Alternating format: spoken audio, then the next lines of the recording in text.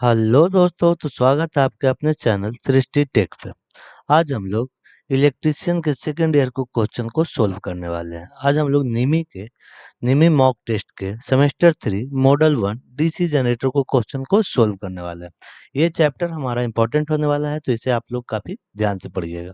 ठीक है, तो आज का हमारा पहला सवाल है कि डीसी जनरेटर में एक से रूप से चिन्हित भाग का नाम क्या है। जो ये भाग मुझे दिख रहा है, ये वाले भाग का नाम क्या है? तो हमारा ये वाले भाग का नाम पूछा गया है। ठीक है, तो हमारा पहला ऑप्शन है आर्मेचर कोर। तो आर्मेचर कोर किसे कहते हैं? जिस पे बाइंडिंग की जाती है, जिस पर बाइंडिंग की जाती है उसे हम लोग, जिस पर बाइंडिंग होता है उसे हम लोग क्या कहते हैं? Armature core. हमारा ब्रश ब्रश किस चीज का बना रहता है? कार्बन और ग्रेफाइट का। कार्बन और ग्रेफाइट का। और इसे कब बदलना चाहिए? तो देखिए, थ्योरी के जो नीमी का थ्योरी का बुक है ना, नीमी के थ्योरी के बुक में, बुक में लिखा 1/3 घिसने पर। ठीक है, और प्रैक्टिकल का बुक में लिखा है, दोनों एक ही कंपनी की बुक में लिखा है, प्रैक्टिकल के लिखा है 2/3 भाग घिसने पर। ठीक है, तो दोनों जगह ये डाटा अलग अलग है नीमी की ही बुक में। और जो हमारा ये एक्स रूप से इंगित भाग है, ये क्या है? Commutator resin razor. कम्यूटेटर क्या है? Commutator riser. ये किस पे लगा रहा था? कम्यूटेटर खंड के ऊपर। ये क्या है? कम्यूटेटर सेगमेंट है। ये क्या है? कम्यूटेटर सेगमेंट है। इसको ही बोलते हैं कम्यूटेटर सेगमेंट। कम्यूटेटर सेगमेंट किस तरह का मतलब किस चीज का बना होता है? तो ये बना होता है कठोर कर्षित तांबा। कठोर कर्षित तांबा, जिसे हार्ड ड्रेन कॉपर भी बोलते हैं। हार्ड ड्रेन कॉपर भी बोलते हैं। ये इस तरह का होता है। ये इस तरह का होता है। ये थोड़ा सा फिगर हो गया।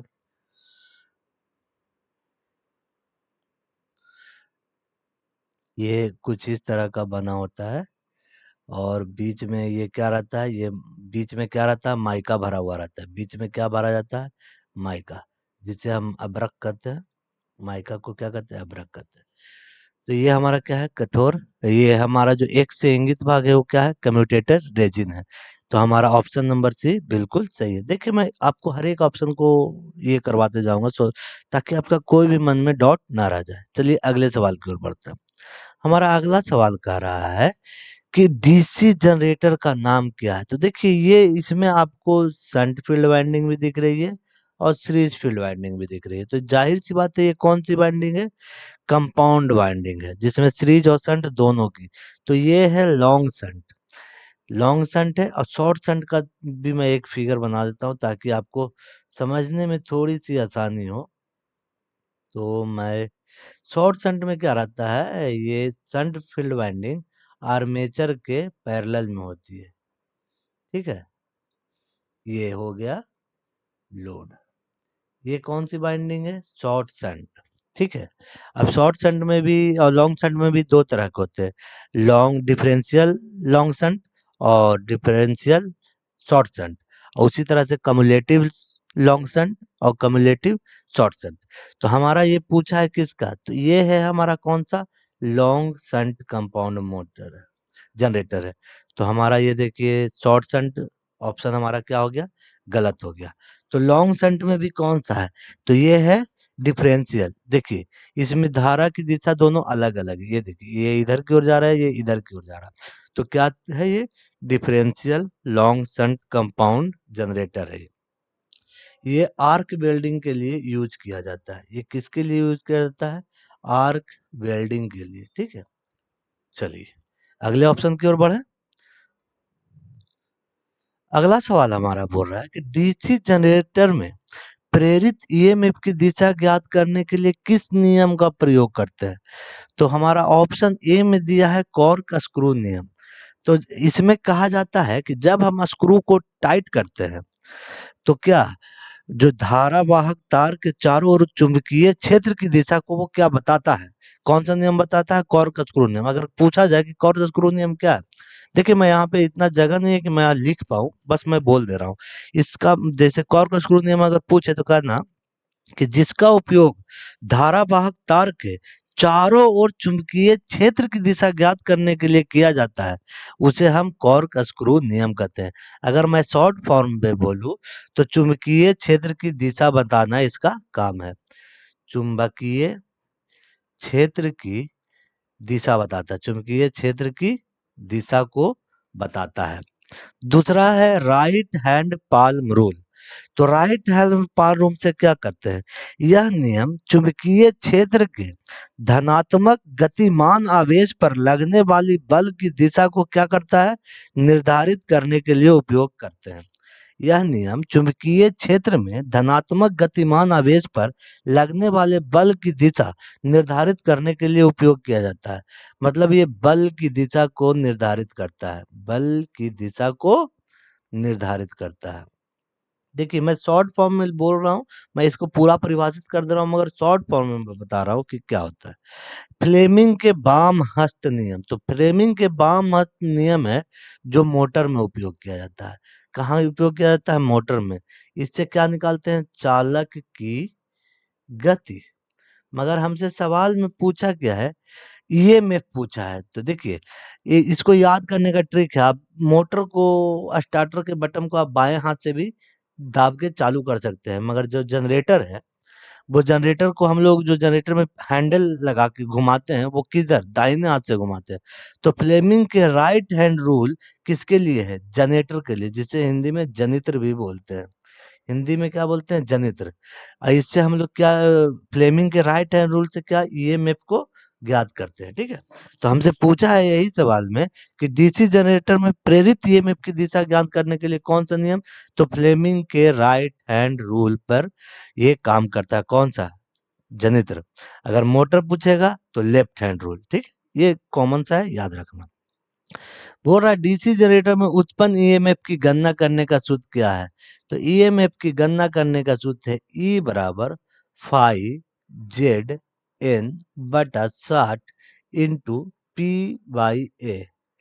पी हो गया पोलो की संख्या, ए हो गया आर्मेचर की संख्या, फाई का मतलब फ्लक्स, जेड मतलब कंडक्टरों की संख्या, एन मतलब आरपीएम। ठीक है, तो ये हमारा ऑप्शन नंबर सी में देखिए ईएमएफ निकालने का सूत्र होता है ईबी, ईजी बोलते हैं जनरेटेड ईएमएफ। जो हमारा जनरेटर उसमें क्या होता है? ईएमएफ जनरेट होता है, और मोटर में बोलते हैं बैक ईएमएफ। ठीक है, जब मोटर पढ़ेंगे तो उसमें बैक ईएमएफ पढ़ेंगे। अगले सवाल की ओर बढ़ते हैं। अगला सवाल हमारा बोल रहा है कि ईएमएफ की गणना करने का सूत्र क्या होगा डीसी मोटर में? तो डीसी मोटर में होता है ईबी बराबर वोल्टेज माइनस आईए इंटू आर ए। आईए बोले तो एम्पियर, आर ए बोले तो रेजिस्टेंस। ठीक है, तो हमारा मोटर में होता है क्या? ये होता है मोटर में।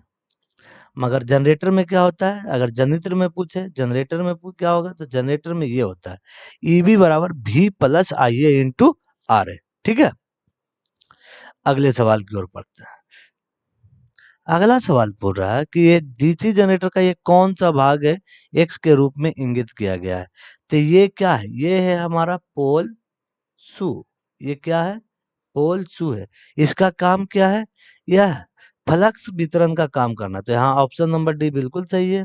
यह क्या काम करता है? फ्लक्स को समान रूप से वितरित करने के काम आता है। फ्लक्स को समान रूप से समान रूप से विस्तार करता है, ताकि फैलाता है या विस्तार करता है, जैसे भी आपको ठीक लगे। ठीक है, तो ये पोल शू का काम क्या है? समान रूप से फ्लक्स को विस्तार करना। और इसका एक और फायदा होता है, इसके यहाँ पे क्या बाइंडिंग की जाती है, तो बाइंडिंग में क्या होता है? ठहराव प्राप्त होता है। यहाँ पे कौन सी बाइंडिंग की जाती है? Field binding. कौन सी बाइंडिंग होती है? Field binding. ठीक है, यहाँ पे ये हमारा क्या है? ये है पोल कोर। ये क्या है? पोल कोर। और इस वाले हिस्से को क्या कहते हैं? पोल योक। पोल योक, जहाँ ये पोल बॉडी, योक मतलब क्या होता है? बॉडी। तो ये कहाँ? बॉडी पे कसा रहता है, तो इसलिए इसे क्या बोलते हैं? पोल योक। चलिए अगले सवाल की ओर बढ़ते हैं। आज का हमारा अगला सवाल है कि डीसी जनरेटर का क्या नाम है? तो क्या है भाई, देख ले जरा। ये फिगर देखिए, यहाँ देखिए, ये तो हमारा जो ये वाला भाग है ये जनरेटर है। ये वाला क्या है? जनरेटर है। और यहाँ पे देखिए डीसी सोर्स, मतलब ये सप्लाई है। तो जिस जनरेटर को बाहर से सप्लाई दिया जाता है चार्ज होने के लिए, वो क्या है? सेल्फ स्टार्टेड नहीं है, वो सेपरेटली एक्साइटेड है। तो ये कौन सा जनरेटर है? Separately excited. सेपरेटली क्यों है? क्योंकि देखिए इस बाइंडिंग और इस बाइंडिंग में कोई भी टचिंग नहीं है, मतलब एक दूसरे में आपस में सटा हुआ नहीं है। इसीलिए हम लोग बोलते हैं इसे सेपरेटली एक्साइटेड जनरेटर। इसमें हम अलग से सप्लाई देते हैं, तब हमें हमें क्या मिलती है? आउटपुट प्राप्त होती है। जनरेटर दो तरह के होते हैं, एक सेल्फ एक्साइटेड होते हैं, एक होते हैं सेपरेटली एक्साइटेड, जिसमें हमें बाहर से सप्लाई देने की जरूरत पड़ती है। जो सेल्फ एक्साइटेड होते हैं उसमें कोई भी सप्लाई नहीं देते, जो हम लोग घरों में इस्तेमाल करते हैं। जैसे आप हैंड पीटर में हैंडल लगाए, घुमा दिए, तो आपका क्या होगा? जनरेटर वोल्टेज बनाने लगता है। अब देखिए अगला सवाल कर रहा है, जनरेटर द्वारा किस ऊर्जा को विद्युत ऊर्जा में परिवर्तित किया जाता है? तो ये तो काफी इजी सा सवाल हो गया भाई, कि जनरेटर के द्वारा किस ऊर्जा को? यांत्रिक ऊर्जा को। जनरेटर किसको? मैकेनिकल एनर्जी को विद्युत ऊर्जा में बदलता है। हीट के द्वारा कौन बदलता है भाई? तो हमारा जो थर्मल प्लांट है, थर्मल प्लांट है, थर्मल प्लांट क्या करता है? हीट के द्वारा विद्युत को उत्पन्न करता है। रासायनिक क्रिया के द्वारा कौन सा? सेल, जिसे हम बैटरी कहते हैं। सेल क्या है? जिसमें वो रासायनिक क्रिया है जिसके द्वारा हम विद्युत को प्राप्त करते हैं। चलिए अगला सवाल। अगला सवाल बोल रहा है कि डीसी फील्ड जनरेटर का नाम क्या है? देखिए इसमें पहली बात तो दो वाइंडिंग है, एक यहाँ दिख रही है, इधर से इनपुट हुआ, इधर से आउट, इधर से इन हुआ है, इधर से आउट। तो इसमें दो तरह की बाइंडिंग, मगर दोनों की जो दिशा है, इनपुट की दिशा है, वो एक तरफ है। तो दो तरह की अगर बाइंडिंग होगी, जब अगर फील्ड पोल पे दो बाइंडिंग है, कहने का मतलब है दो बाइंडिंग है, कहने का ये तात्पर्य हो गया कि उसमें सीरीज फील्ड वाइंडिंग भी है और शंट फील्ड वाइंडिंग भी है। तो अगर दोनों बाइंडिंग है तो वो किस तरह? पहली बात तो वो कंपाउंड जनरेटर है। और ये देखिए दोनों का जो एंट्री है, मतलब दोनों का जो करंट का डायरेक्शन है वो एक ही तरह का है। तो वो कौन सा हो गया? कम्युलेटिव, मतलब संचयी प्रकार। क्या हो गया? कम्युलेटिव, संचयी प्रकार का है ये, ठीक है। ये कौन सा है? कम्युलेटिव। एक मिनट, थोड़ा ये गड़बड़ हो रहा है। कम्युलेटिव, ठीक है। ये किस प्रकार का है? कम्युलेटिव प्रकार का है, संचयी प्रकार का है। दो तरह का मैंने बताया था, डिफरेंशियल और कम्युलेटिव। तो यहाँ पे धारा का मान जुड़ रहा है, इसलिए क्या है? ये कम्युलेटिव है, ठीक है। चलिए अगले सवाल की ओर बढ़ते हैं। हमारा अगला सवाल कर रहा है कि डीसी जनरेटर का सिद्धांत क्या है? तो पहला क्या लिखा हुआ है? कॉर्कस्क्रू नियम। तो मैंने बताया था पेज का घुमाव चुंबकीय बल रेखा को दिखाता है। जब हम किसी पेज को कसते हैं तो वो क्या है? ये चुंबकीय बल रेखा को दिखाता है। चुंबकीय बल रेखा को दिखाता है, ठीक है। चुंबकीय बल रेखा को कौन दिखाता है? कॉर्कस्क्रू का नियम। फ्लेमिंग का लेफ्ट हैंड रूल। तो फ्लेमिंग का लेफ्ट हैंड रूल चालक की गति को बताता है, चालक की गति। तो इसमें हम ये कह सकते हैं ये किसके लिए उपयोग होता है? तो मोटर के लिए इस्तेमाल होता है। चलिए अगला देख लेते हैं, अगला क्या बोल रहा है। अगला बोल रहा है दाहिने हाथ का नियम। तो दाहिने हाथ किसके लिए होता है? जनरेटर के लिए। मगर ये किस सिद्धांत पे काम करता है? तो फराडे लॉ, फराडे के विद्युतीय चुंबकीय प्रेरण के सिद्धांत पे कौन करता है काम? डीसी जनरेटर किस सिद्धांत पे काम करता है? तो वो काम करता है फराडे के विद्युत चुम्बकीय प्रेरण के सिद्धांत पे। देखिए फराडे ने क्या कहा था कि किसी धारावाही चालक में विद्युत धारा का प्रवाह कराया जाता है तो उसमें चारों ओर चुंबकीय क्षेत्र बनेगा, ठीक है। किसी चुंबकीय क्षेत्र को धारावाही चालक के द्वारा काटा जाता है तो उसमें क्या होगा? विद्युत वाहक बल उत्पन्न होगा। ये मोटर के लिए ये जनरेटर के लिए होगा। मगर यही मोटर के लिए पूछा जाता है तो बोलते हैं कि किसी धारावाही चालक में विद्युत धारा का प्रवाह कराया जाए तो उसके चारों चुंबकीय फ्लक्स बनता है। ये मोटर के लिए है। जनरेटर के लिए इसका अपोजिट हो जाता है कि किसी चुंबकीय क्षेत्र में धारावाही चालक के द्वारा काटा जाए तो उसमें विद्युत भाग बल उत्पन्न हो जाता है। फैराडे का यही नियम है। चलिए अगले सवाल की ओर बढ़ते हैं। अगला सवाल कर रहा है गतिशील रूप से प्रेरित ईएमएफ के लिए क्या सूत्र है? तो गतिशील रूप से प्रेरित ईएमएफ के लिए है BLV साइन थीटा। किसमें? वोल्ट्स में। तो हमारा ऑप्शन नंबर सी बिल्कुल सही है। तो यहाँ पे बी क्या है? फ्लक्स घनत्व। बी क्या है? फ्लक्स घनत्व। ठीक है। एल क्या है? एल है चालक की लंबाई। चालक की लंबाई। ठीक है। और भी क्या है? वेग। और हमारा थीटा क्या हो जाएगा? साइन थीटा क्या हो जाएगा? ज्या कोण। क्या हो जाएगा? ज्या कोण। हमारा कितने डिग्री का एंगल बन रहा है। चलिए अगले सवाल की ओर बढ़ते हैं। हमारा अगला सवाल बोल रहा है कि चुंबकीय क्षेत्र की दिशा ज्ञात करने के लिए किस नियम का उपयोग किया जाता है? तो देखिए चुंबकीय क्षेत्र की दिशा ज्ञात करने के लिए मैं बार बार बोल रहा हूँ कॉर्कस्क्रू रूल। कॉर्कस्क्रू के नियम से हम लोग क्या करते हैं? चुंबकीय क्षेत्र की दिशा को ज्ञात करते हैं। निमी ने इसका आंसर ये सही माना है जो बिल्कुल गलत है। हम लोग क्या है कि जो चुंबकीय क्षेत्र की दिशा है वो किससे ज्ञात करते हैं? तो कॉर्कस्क्रू नियम के द्वारा चुंबकीय क्षेत्र की दिशा को ज्ञात करते हैं। ठीक है।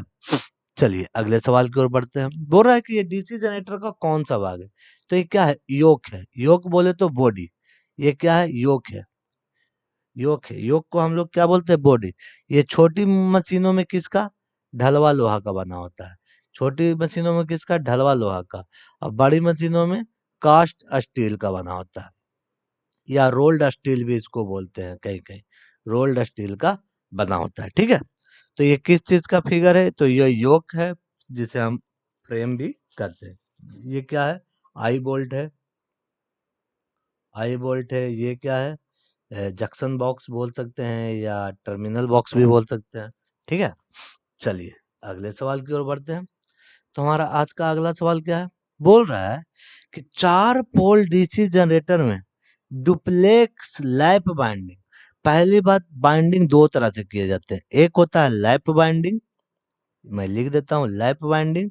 एक होता है वेव बाइंडिंग। तो लैप बाइंडिंग में समानांतर पथों की संख्या पोलों की संख्या के बराबर होती है, मगर वेव बाइंडिंग में समानांतर पथ फिक्स होते हैं 2। तो लैप बाइंडिंग में हम ऐसे ही याद रखते हैं कि लैप बाइंडिंग में क्या करना है? लपेट देना। कहने का मतलब है कि अगर पोल की संख्या 4 है तो हमारा ये जो समानांतर पथों की संख्या भी 4 होगी, तो ये आपस में कट जाता है। तो इसको हम लोग लैप बाइंडिंग में लिखते ही नहीं है। वेव बाइंडिंग में क्या है? कितना भी पोलों की संख्या 4 हो 5 हो, मगर समानांतर पथों की संख्या हमेशा क्या रहती है? 2 ही रहती है। ये किस में होता है? सिंपलेक्स में। सिंपलेक्स में। यहाँ पे पूछा है क्या हमसे? डुप्लेक्स। तो डुप्लेक्स में क्या करेंगे? गुना कर देंगे किससे? 2 से। तो हमारा क्या रहा? 4 पोल डीसी जनरेटर में डुप्लेक्स बाइंडिंग में कितने समानांतर रहते होंगे? तो 4। ए बराबर क्या हो जाएगा? पोलों की संख्या कितनी है? 4। और डुप्लेक्स का पूछा है तो मल्टीप्लाई 2। तो क्या हो जाएगा? 8। तो डुप्लेक्स में हमें कितने समानांतर पथ मिल जाएंगे? 8 मिल जाएंगे। ठीक है। चलिए अगले सवाल की ओर बढ़े। ठीक है। क्वेश्चन नंबर हमारा 15 है। क्वेश्चन नंबर हमारा 15 क्या बोल रहा है कि बोल रहा है डीसी जनरेटर के इस भाग का नाम बताइए। तो ये जो हमारा ये भाग दिख रहा है, ये वाला, ये क्या है? आर्मेचर कोर का लेमिनेशन है। फिगर से थोड़ा स्पष्ट पता नहीं चलता है। ये क्या है? आर्मेचर कोर का क्या है? लेमिनेशन। चलिए अगले सवाल की ओर बढ़ते हैं। कह रहा है कि डीसी जनरेटर में इंटर पोल को कैसे जोड़ा जाता है? तो सबसे पहले इंटर पोल की आवश्यकता क्यों होती है? स्पार्किंग को कम करने के लिए। किसके कम करने के लिए? स्पार्किंग को कम करने के लिए क्या करते हैं? इंटरपोल की, यहाँ पर मैं लिख देता हूँ, स्पार्किंग को कम करने के लिए इंटरपोल की आवश्यकता होती है। यह कितनी, इसकी संख्या कितनी होती है? यह मुख्य पोलों के समान होती है। जितनी मेन पोल होगी उतनी ही इंटरपोल में मुख्य पोल के समान होती है। ठीक है। ये मुख्य पोल के समान होती है और यह मुख्य पोलों के बीच में लगाया जाता है। यह मुख्य पोलों के बीच में लगाया जाता है। ठीक है, बीच में लगाया जाता है। इस पे जो बाइंडिंग होती है ना, ये मुख्य पोलों की 1/3 होती है। इसमें जो बाइंडिंग की जाती है, मुख्य पोल की मुख्य पोल की 1/3 बाइंडिंग की जाती है। 1/3 बाइंडिंग की जाती है। तो इसको जोड़ते कैसे हैं? तो आर्मेचर के सीरीज में जोड़ते हैं। इंटरपोल को कैसे जोड़ते हैं? आर्मेचर के सीरीज में। ठीक है। ये कैसी होती है भाई? ये मुख्य पोलों के समान। अगर मान लो मेरे 4 पोल हैं, तो हमारा इंटरपोल भी 4 होगा। उसको कैसे कनेक्शन करते हैं? तो आर्मेचर के सीरीज में करते हैं। इस पे टर्नों की संख्या कितनी होती है? तो मुख्य पोल से 1/3 होती है। ठीक है। तो ये मैंने सारी चीजें एक साथ लिखा दी ताकि आपको किसी प्रकार का डाउट ना रहे। ठीक है। चलिए अगले क्वेश्चन की ओर बढ़ते हैं। कह रहा है, एक स्व उत्तेजित डीसी जनरेटर में अवशिष्ट चुंबकत्व की आवश्यकता क्या होती है? इससे पहले हम लोगों ने देखा सेपरेटली एक्साइटेड, अब बोल रहा है सेल्फ एक्साइटेड। यहाँ ध्यान दीजिएगा, स्व उत्तेजित।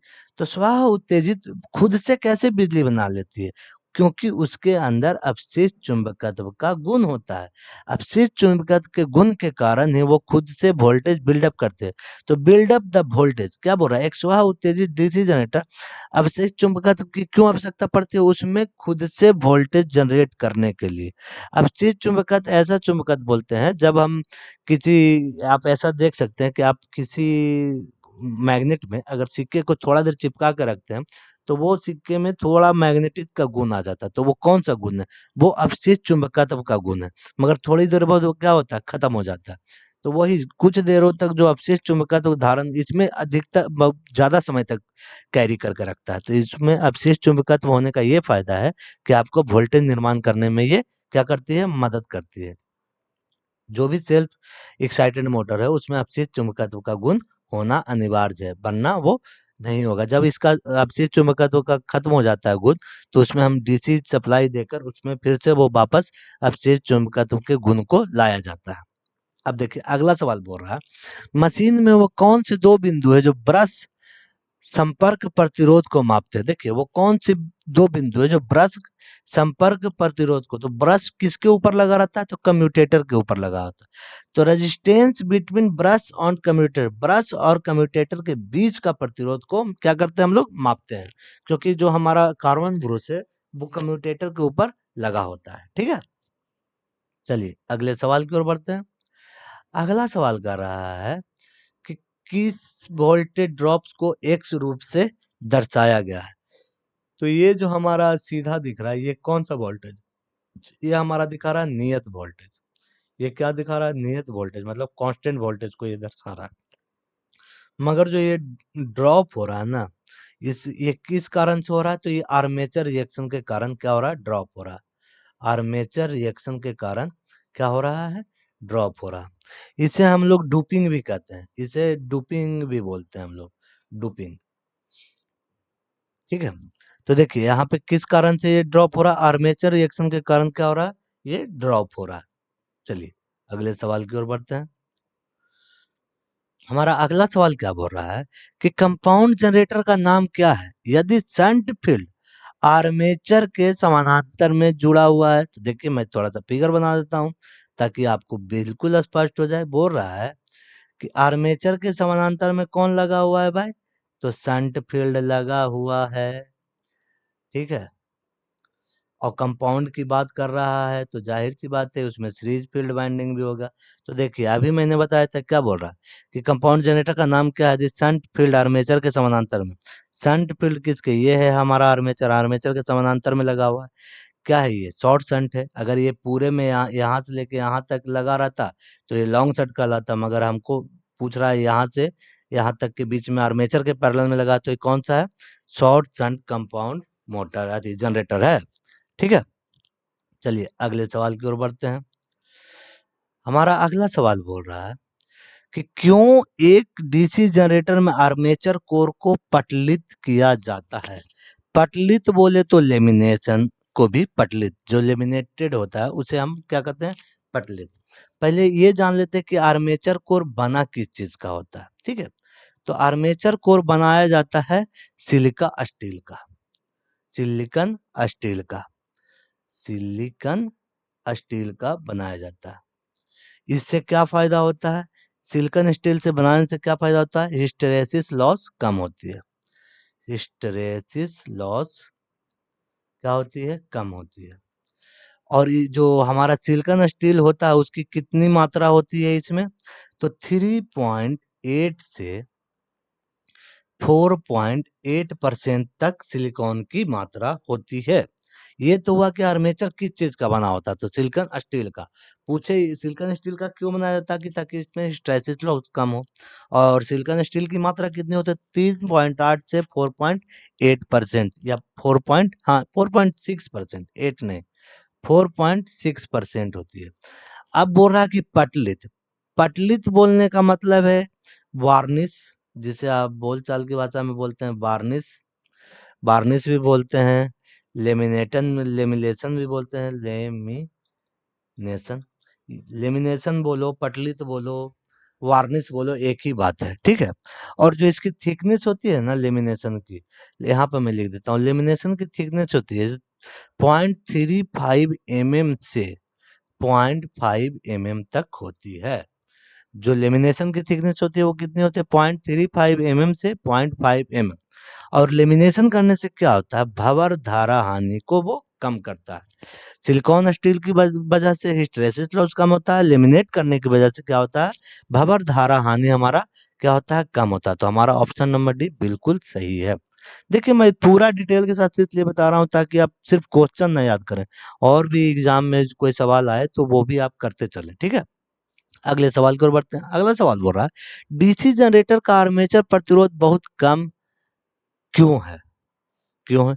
अगर देखिए पहली बात तो डीसी जनरेटर का आर्मेचर का प्रतिरोध कितना? 1 ओम से भी, ये 1 मिनट, 1 ओम से भी कम होता है प्रतिरोध। 1 ओम से कम होता है किसका? आर्मेचर का प्रतिरोध। अगर आर्मेचर का प्रतिरोध अधिक होगा तो क्या होगा? वोल्टेज ड्रॉप अधिक हो जाएगा। तो रिड्यूस आर्मेचर वोल्टेज ड्रॉप। तो इसीलिए हम लोग आर्मेचर के प्रतिरोध को कम रखते हैं ताकि हम वोल्टेज ड्रॉप को कम से कम रख सके, ठीक है। चलिए अगले सवाल की ओर बढ़ते हैं। अगला सवाल कर रहा है कि डीसी जनरेटर को घड़ी के दिशा में ही क्यों घुमाया जाता है?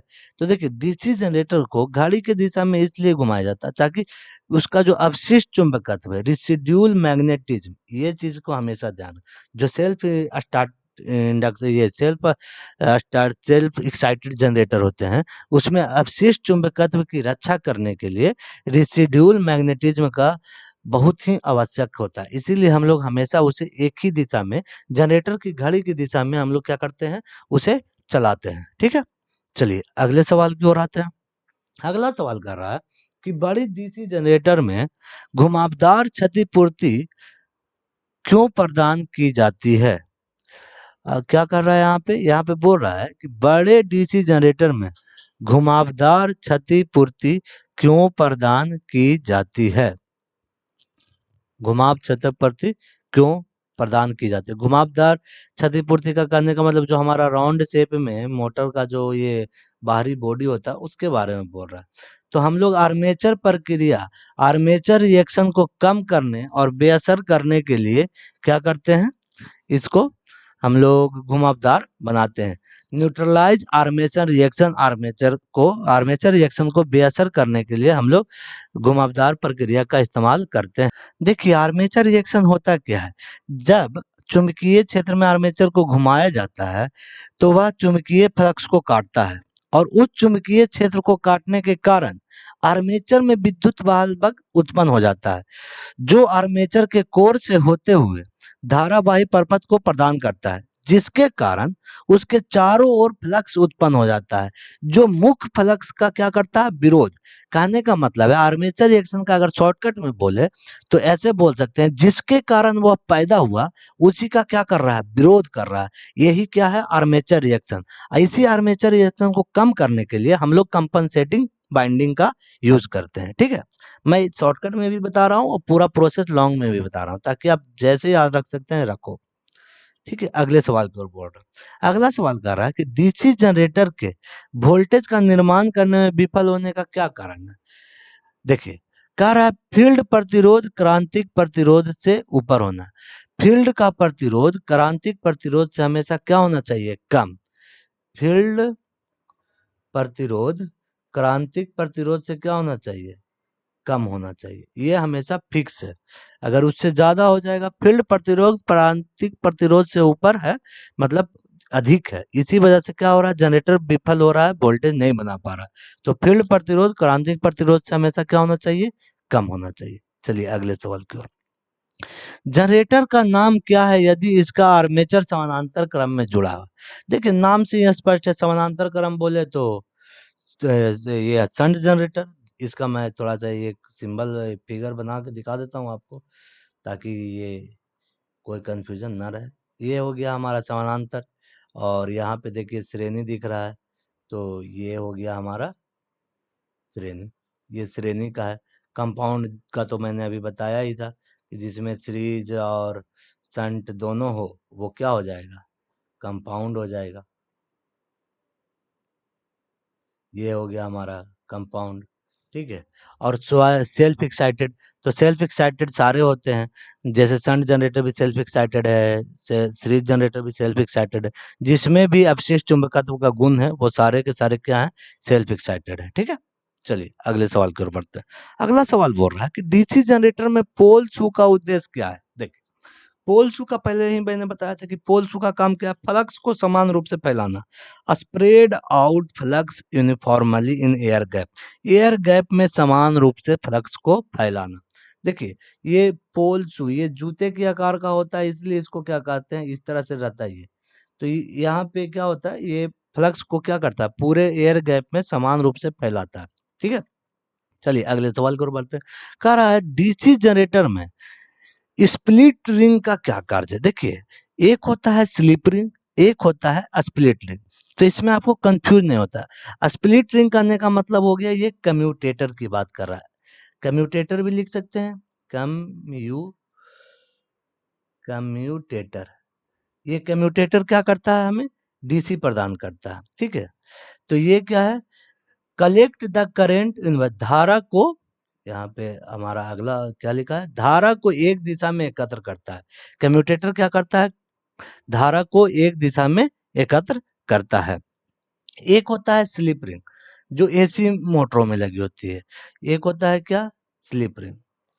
स्लिप रिंग और स्प्लिट रिंग दोनों अलग अलग चीजें, आपको कंफ्यूज नहीं होना है। स्लिप रिंग क्या करेगा, एसी प्रदान करता है, और इसमें जो पट्टी होती है, दो पट्टी होती है, ठीक है, दो पट्टी लगी होती है स्लिप रिंग में।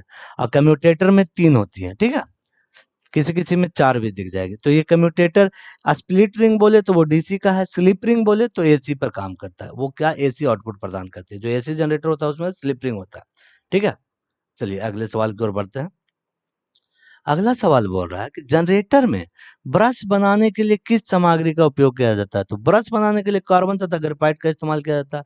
मैंने पहले भी बताया था कि जनरेटर में ब्रश बनाने के लिए कार्बन ब्रश को ही, नाम से स्पष्ट होता है, हम लोग मार्केट में क्या बोलते हैं, कार्बन ब्रश चाहिए, तो वो कार्बन का बनाओ, तो कार्बन और ग्रेफाइट का क्या होता है, मिश्रण होता है, ठीक है। चलिए आगे बढ़ते हैं। क्यों डीसी जनरेटर अपना अपशिष्ट चुंबकत्व खो देता है। तो देखिए अभी मैंने बोला था उसे हमेशा क्लॉकवाइज में चलाना चाहिए। अगर आप उसकी रोटेशन को बार बार बदलते रहिएगा तो क्या करेगा, वो अपना अवशिष्ट चुंबकत्व खो देगा। रोटेशन की दिशा अक्सर बदलते रहने के कारण क्या होता है, वो अपना रेसिडुअल मैग्नेटिज्म खो देता है। चलिए अगला सवाल। कह रहा है एक जनरेटर में योक और ध्रुव के मध्य से चुंबकीय सर्किट को कैसे पूरा करते हैं। देखिए योक, योक किसको बोलते हैं, पहले तो ये बॉडी हो गया, इस पे क्या है, इस तरह से ये लगा हुआ है, ये ये हमारा नॉर्थ साउथ ये हो गया। और इस पे जो इस तरह से बॉडी के ऊपर क्या बनता है, फ्लक्स, ठीक है। ये बॉडी के ऊपर क्या बनता है, फ्लक्स। यहाँ पे इस आर्मेचर क्या करता है, इस फ्लक्स को काटता है। तो बोल रहा है कि एक जनरेटर में योक और ध्रुव के मध्य के चुंबकीय सर्किट को कैसे पूरा करता है, आर्मेचर कोर के द्वारा। ये क्या करता है, इसमें जो उत्पन्न फ्लक्स है उसका आर्मेचर उसको काटता है, तो आर्मेचर कोर इसको क्या करता है, पूरा करता है, ठीक है। चलिए अगले सवाल की ओर बढ़ते हैं। कह रहा है डीसी शंट जनरेटर में लोड बढ़ने पर टर्मिनल वोल्टेज कम क्यों हो जाता है। सिंपल सी बात है, आर्मेचर रिएक्शन के कारण। आर्मेचर रिएक्शन के कारण क्या होता है, टर्मिनल वोल्टेज कम होता है। देखिए यहाँ पे लिखा है आर्मेचर प्रक्रिया के प्रभाव के कारण क्या होता है, टर्मिनल वोल्टेज में कमी आ जाती है, ठीक है, because of armature reaction effect. चलिए अगले सवाल की ओर बढ़ते हैं। अगला सवाल कह रहा, लंबी दूरी की वितरण लाइनों के लिए किस प्रकार के डीसी जनरेटर का उपयोग किया जाता है? तो लंबी दूरी के डीसी सप्लाई को भेजने के लिए हम लोग करते हैं कम्युलेटिव कंपाउंड जनरेटर का इस्तेमाल। और इसमें भी कौन सा, इसमें भी इस्तेमाल करते हैं ओवर कंपाउंड का। कम्युलेटिव कंपाउंड में भी पूछे कौन सा, तो ओवर कंपाउंड, ठीक है, ओवर कंपाउंड जनरेटर का इस्तेमाल करते हैं। शंट जनरेटर का कहाँ इस्तेमाल करते हैं? चार्जिंग के लिए। शंट जनरेटर का चार्जिंग के लिए।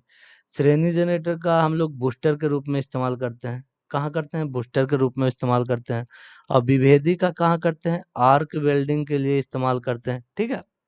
चलिए अगला सवाल। अगला सवाल बोल रहा है कि डीसी जनरेटर में इंसुलेशन प्रतिरोध को बेहतर बनाने के लिए किस विधि का उपयोग किया जाता है? डीसी जनरेटर में इंसुलेशन प्रतिरोध को बेहतर बनाने के लिए किस विधि का प्रयोग किया जाता है? ब्रश को बार बार बदलना नहीं, बिल्कुल नहीं। इंसुलेशन इससे कैसे मजबूत होगा भाई? समय समय पे मशीन को गर्म करना, ऐसा कुछ नहीं है। नियमित रूप से रेगुलेटर चरणों की सफाई नहीं, ऐसा तो नहीं है कि इससे हो जाएगा। रख रखाव के दौरान मशीन में गर्म हवा भरना, बिल्कुल सही है कि रख रखाव के समय अगर मशीन में आप गर्म हवा भरेंगे तो क्या होगा? इंसुलेशन प्रतिरोध बेहतर बन सकता है, बनाया जा सकता है, ठीक है। अगला सवाल कर अवशिष्ट चुंबकत्व, रिसिड्यूल मैग्नेटिज्म। देखिए ये सब काफी आपको मिलेगा। अवशिष्ट चुंबकत्व के अभाव के कारण डीसी जनरेटर काम करता है। अवशिष्ट चुंबकत्व के अभाव में किस प्रकार का डीसी जनरेटर? देखिए ये सब क्या है? ये सब है जो सेल्फ एक्साइटेड है। ये कैसा है? Self excited. और हमको क्या चाहिए? Separately excited. अवशिष्ट चुंबकत्व के अभाव में कौन सा जनरेटर काम करेगा? सेपरेटली एक्साइटेड जनरेटर है जो काम आएगा, ठीक है। चलिए बढ़ते हैं अगले सवाल की ओर। हमारा अगला सवाल है, कह रहा है कि आर्क वेल्डिंग के लिए किस प्रकार के डीसी जनरेटर, मैंने अभी बताया था कि आर्क वेल्डिंग के लिए कौन सा डिफरेंशियल कंपाउंड जनरेटर का इस्तेमाल करते हैं।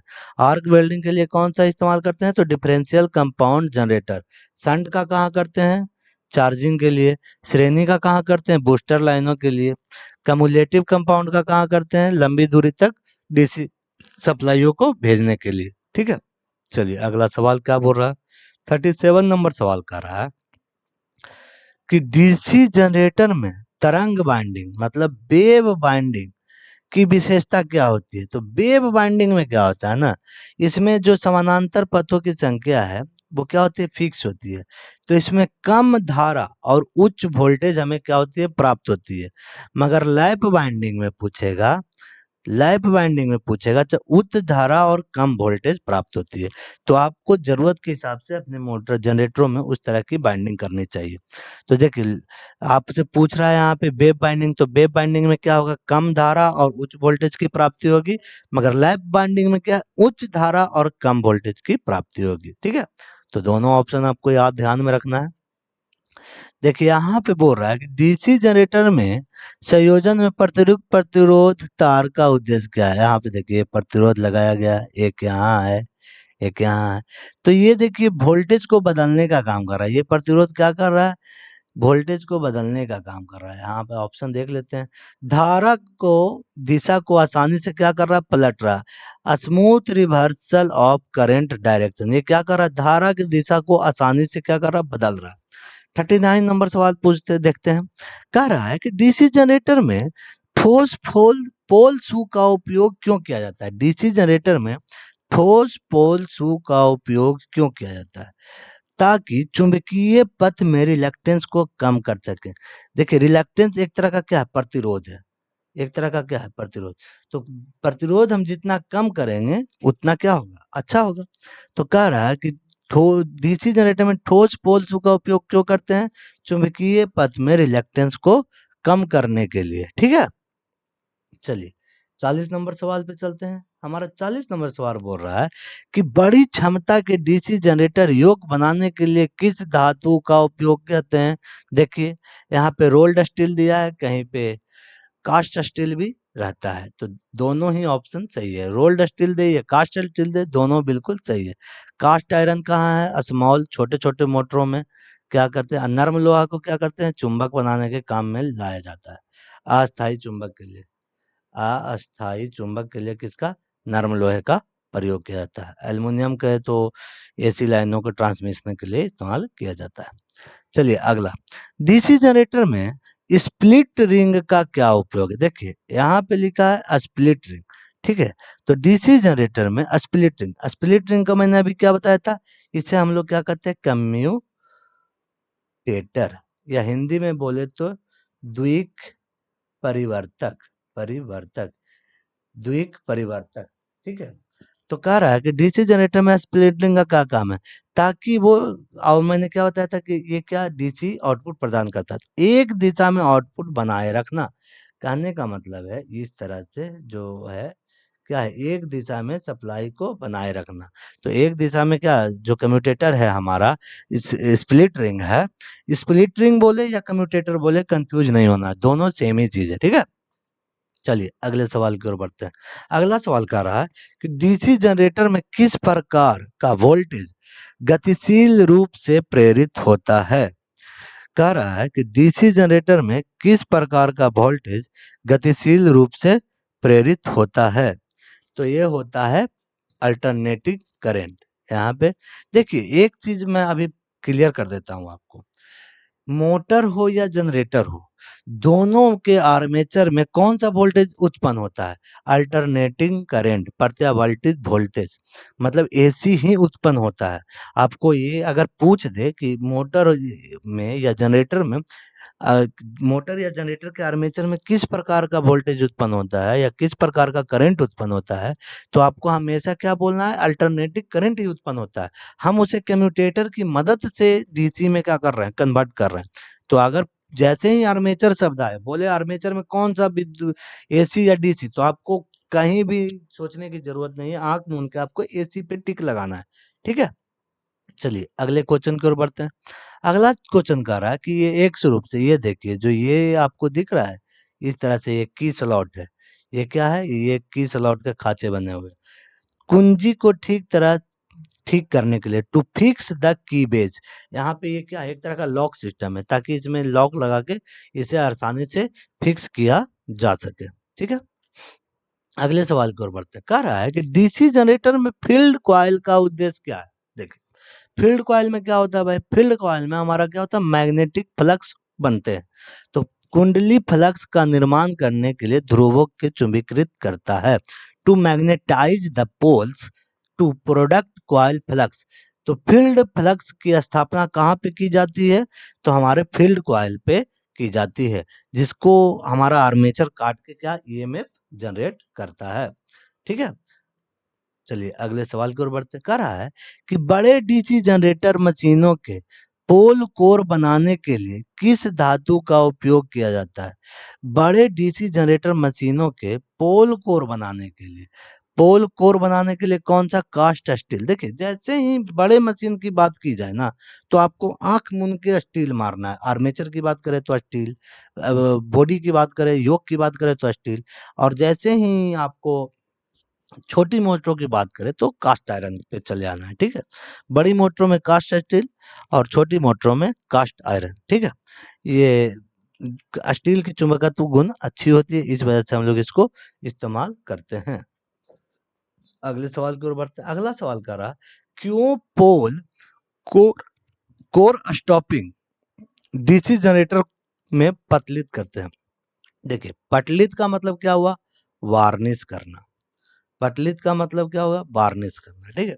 तो ये इसमें कंफ्यूज नहीं होता। कह रहा है कि क्यों पोल स्टॉपिंग डीसी जनरेटर को पटलित करते हैं, ठीक है। तो भंवर धारा हानि को कम करने के लिए, ये सवाल पहले भी आ चुका है, मैंने बताया था कि पटलित क्यों करते हैं, भंवर धारा की हानि करने के लिए। और अगर पूछता कि लेप, ये हम जो इस पे जो लेपिंग करते हैं वो क्यों करते हैं, जो सिलिकॉन स्टील की जो लेपिंग होती है वो हिस्टैरिसीस लॉस की कम करने के लिए। अगर वार्निश पूछे, वार्निश क्यों करते हैं, तो एडी करंट की लॉस को कम करने के लिए, ठीक है। और सिलिकॉन स्टील की लेपन क्यों करते हैं, इसका करते हैं हिस्टैरिसीस लॉस को कम करने के लिए। हिस्टैरिसीस लॉस पूछे तो सिलिकॉन स्टील, और वार्निश पूछे, पटलित पूछे तो एडी करंट लॉस, भंवर धारा हानि, ठीक है।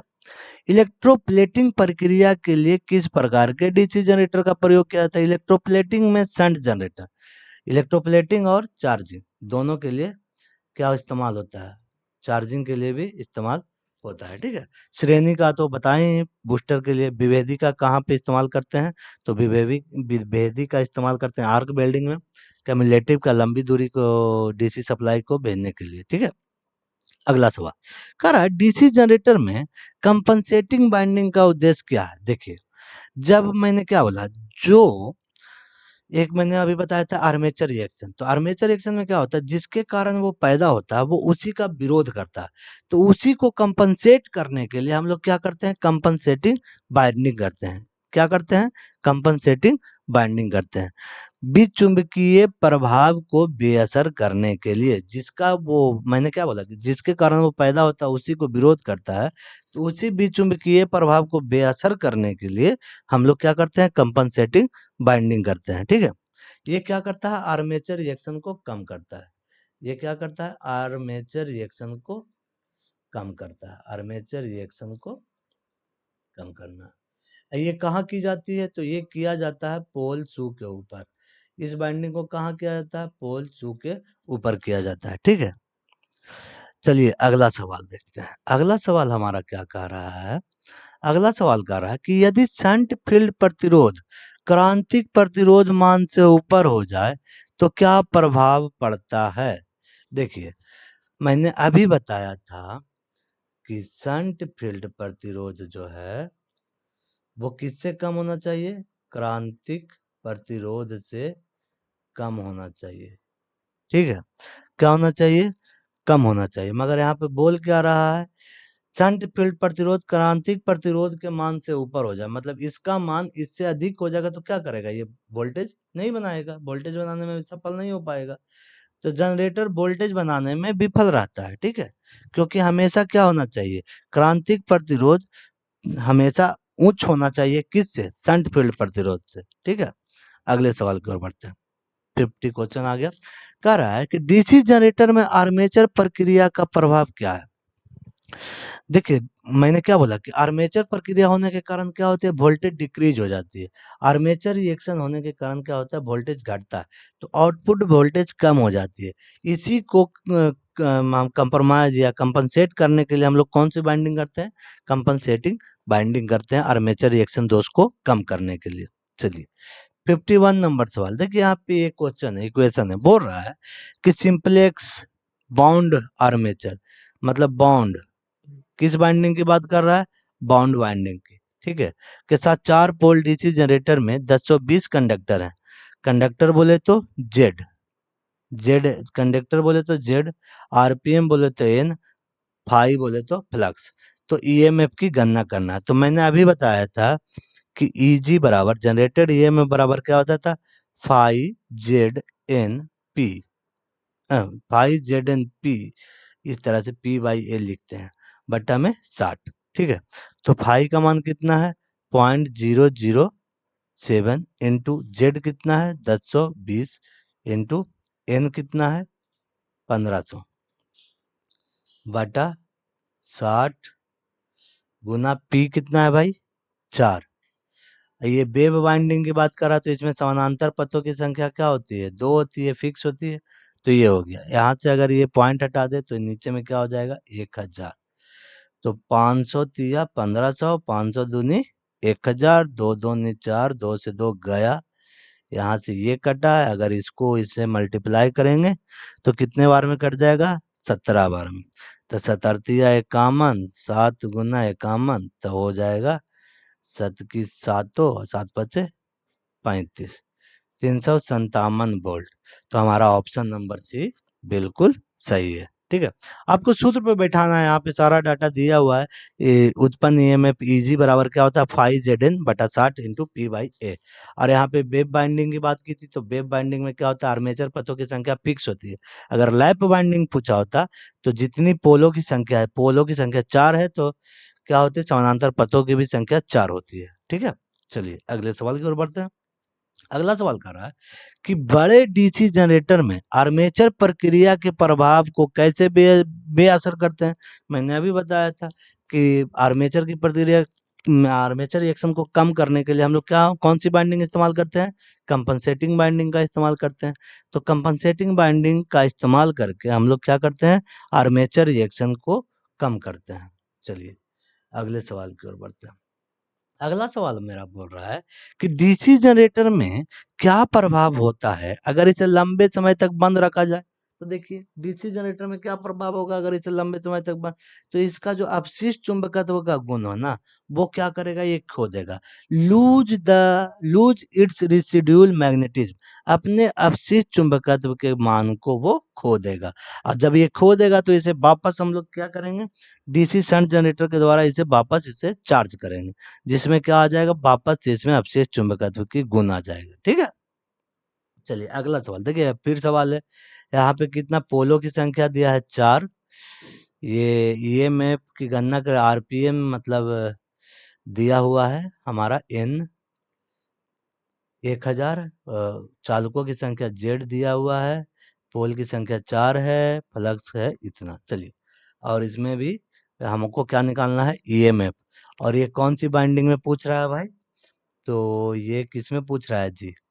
पोल डायनमो प्रेरित गन्ना के लैप बाइंडिंग। तो लैप में मैंने बोला था क्या? लपेट देना है, क्योंकि जो इसमें समानांतर पथों की संख्या होती है वो क्या होती है?